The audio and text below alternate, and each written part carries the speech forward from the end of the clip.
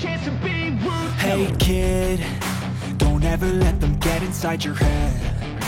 They'll tell you what to do in life instead of everything you know that you could get. Don't let them guide your life towards regret.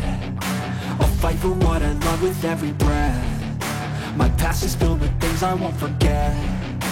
I use them all to push me to my best. So treat the worst of times just like a test. Kenapa pembalap MotoGP jarang cedera serius saat balapan? Ya, alasan kenapa pembalap MotoGP jarang cedera serius saat balapan memang kerap menjadi pertanyaan di kalangan para pecinta ajang balap tersebut. Namun, ternyata ada berbagai faktor yang membuat para rider selamat dari kecelakaan atau cedera serius. Berbagai faktor itu bisa berasal dari perangkat penunjang balapan hingga dari sisi rider sendiri.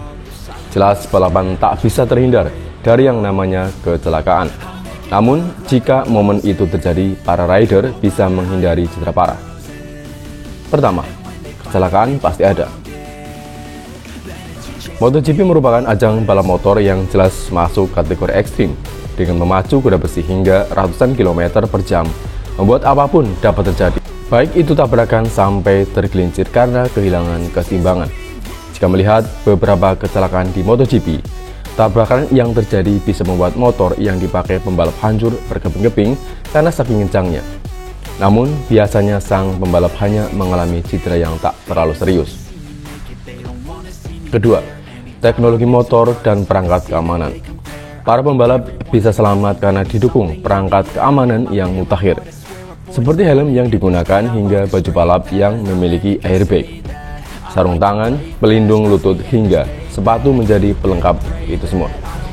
Jadi ketika terseret di aspal beberapa meter hingga terbentur pun, para rider bisa meminimalisir cedera.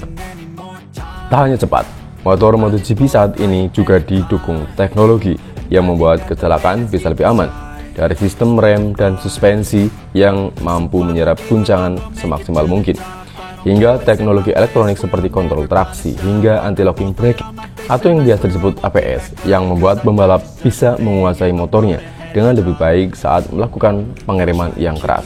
Semakin canggih motor, maka pembalap bisa mengatur kuda besi mereka agar tak mengalami insiden yang tak diinginkan. Selain itu, kru medis yang sigap juga menjadi faktor lain yang dapat menyelamatkan nyawa para rider.